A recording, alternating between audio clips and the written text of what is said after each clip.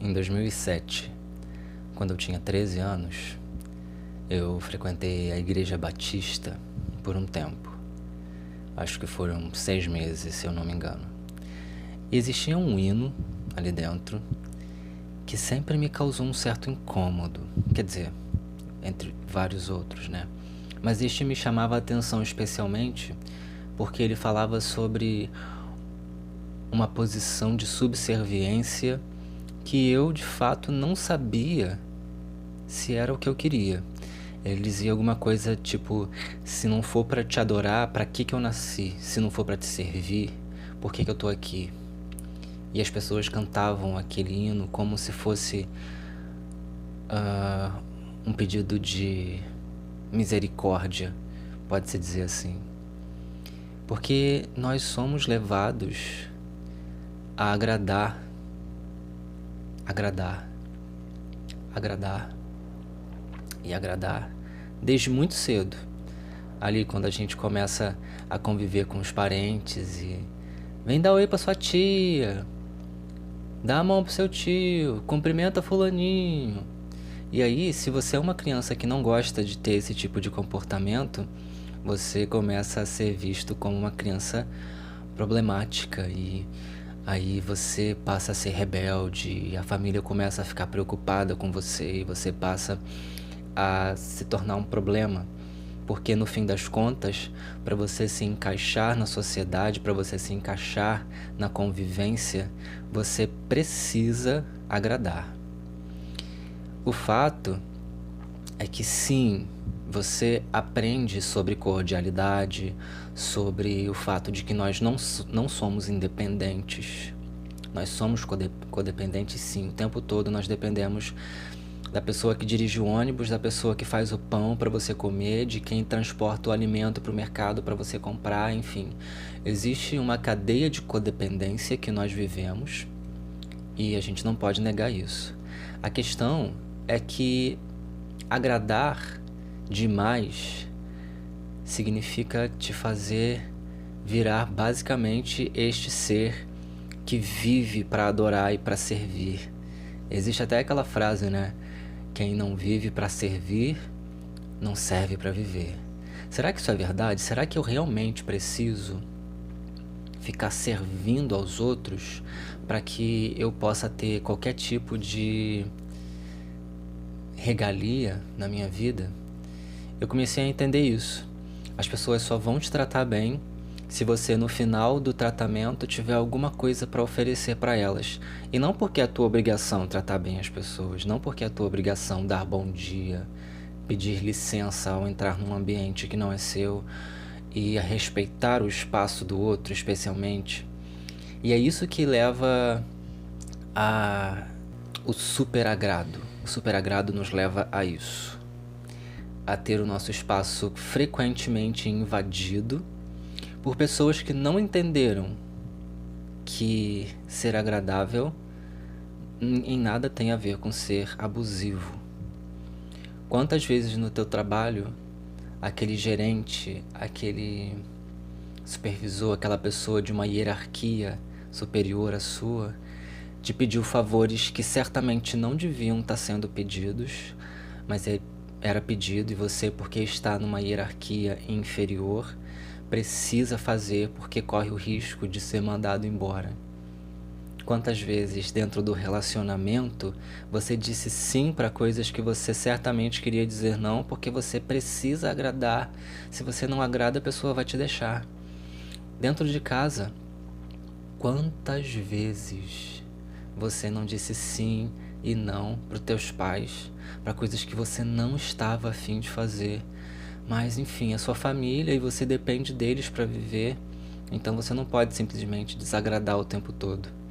E se eu te disser que você deveria sim desagradar o tempo todo, para mostrar para as pessoas, até mesmo para elas, que elas não deveriam agradar o tempo todo? É aquela coisa de aprender a partir do exemplo, né? É você dizer nãos quando os nãos precisam ser ditos. Agradar o tempo todo traz essa ideia de que você não tem vontade própria, você não tem desejos, você não tem limites. E quando você desfaz dos seus limites para que o outro sorria, o seu sorriso fica cada vez mais longe. Quando você desfaz dos seus limites para dar ao outro conforto, o seu conforto vai embora. Pode ser que você nunca tenha se sentido confortável na vida de verdade porque você passou a vida inteira apenas agradando e fazendo o outro se sentir bem. Eu sei que nós temos esse ensinamento cristão na nossa sociedade ocidental, né? Especialmente aqui no Brasil, que nos dita que se nós não agradarmos ao Senhor, e eu tô sempre falando disso aqui, né? Se nós não agradarmos ao Senhor, a gente não vai pro céu. Se nós não fizermos o que Deus quer que nós façamos, nada de salvação. Mas a gente tá querendo ser salvo de quê? Por quê? Pra quê? Você nunca parou pra pensar nessa história de salvação, de agrado, de Deus, de Senhor? Essa coisa de que um ser que te criou e te colocou no mundo para te servir, precisa que você faça tudo o que ele quer. Isso não faz sentido. Você nasceu para ser escravo? Nasceu para agradar? A real é que quando você começa a dizer esses nãos para as pessoas, e eu não vou mentir para você, as pessoas passam a se afastar de você. Elas passam a te olhar com um olho torto, elas começam a torcer o nariz para tudo que você apresenta, a partir do não que você diz para elas. Aquela ideia que era brilhante quando você estava dizendo só sim, sim, sim, sim, passa a ter um ponto de exclamação junto com um ponto de interrogação quando você diz o primeiro não. E aí, você que era um amigo, um aliado, passa a ser uma pessoa estranha, diferente. Nossa, você mudou. Por que você mudou teu posicionamento? Simplesmente porque você não agradou e não deu à pessoa a resposta que ela esperava de você. Mas aí eu te pergunto, será que você também não está esperando isso das pessoas? Porque sim, da mesma forma que nós somos criados para agradar o outro, nós queremos ser agradados o tempo inteiro. E a gente só vai ser legal com o outro se a gente souber que o outro tem alguma coisa para nos oferecer. Porque é assim que a gente aprendeu a viver. A codependência passou a ser esse lugar onde a gente está o tempo todo chamando o outro de amigo. Ai, como eu te amo, que saudade, eu gosto tanto de você, hahaha. E o sorriso sempre aberto. Mas esse sorriso nem sempre é verdadeiro. Quantos sorrisos falsos você já deu para alguém? Só para que ela te veja como um ser agradável. Esses sorrisos o tempo todo estão aí, no dia a dia, na convivência, no favor que o gerente te pede quando não deveria estar te pedindo, mas que você faz porque, ele é tão agradável, por que eu não vou fazer isso por ele? Por que eu não vou fazer isso por ela?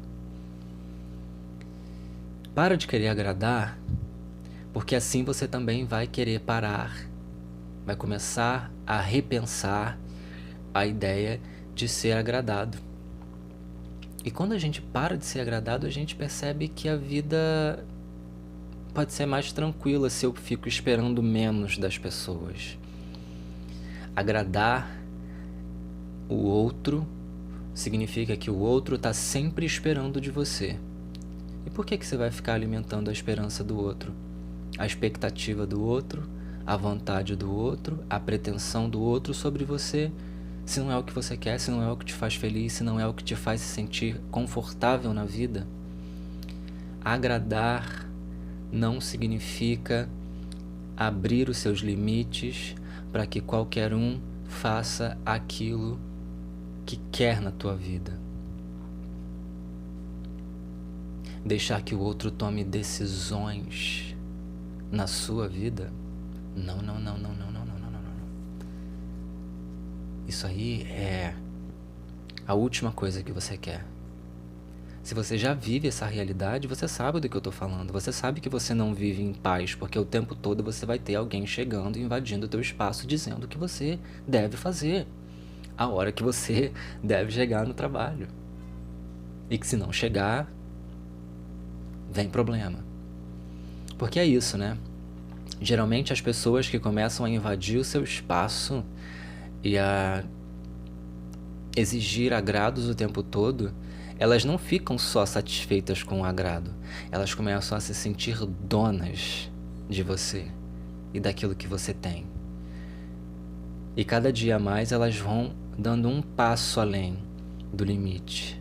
E mais um passo além do limite, e mais um passo além do limite. E quando você menos percebe, você já não é nem mais você já virou a tua mãe, a tua avó, o teu pai, o teu melhor amigo, a tua professora. Quantas vezes na escola você não fez coisas simplesmente para agradar? Para que a professora te fizesse um elogio, para que a diretora te fizesse um elogio, para que as coordenadoras e os inspetores de pátio te usassem como exemplo, porque você precisa agradar, senão você não se encaixa. Mas quem falou que você precisa se encaixar? Somos 8 bilhões, imagina se nós virássemos 8 bilhões de peças de um mesmo quebra-cabeça. Não haveria diversidade, não haveria mudança. As mudanças só ocorrem porque em algum momento algum ser que foi feito para servir decide que não vai mais fazer isso. Ele agora vai pensar dessa forma aqui. Tá todo mundo pensando em X, eu vou pensar em A. E ponto. E você tem esse direito. Eu faço esse vídeo para dizer para você que se você segue agradando, você deixa de ser você. Eu não tô dizendo que é pra você, a partir de hoje, se tornar um ser insuportável e indigesto o tempo inteiro. Você pode ser, sim, insuportável e indigesto em alguns momentos, mas nem sempre. O fato de você defender a tua ideia e a tua vontade e o teu desejo e o seu tempo e o seu espaço é o que você precisa fazer se você realmente está buscando paz na tua vida. Porque eu acho que a pessoa que inventou a frase quem não vive para servir não serve para viver, das duas uma. Ou queria viver para ser servido, tinha influência e usava dessa influência para fazer as pessoas acreditarem que deviam servir, ou era uma pessoa que vivia servindo e não via outra opção na vida.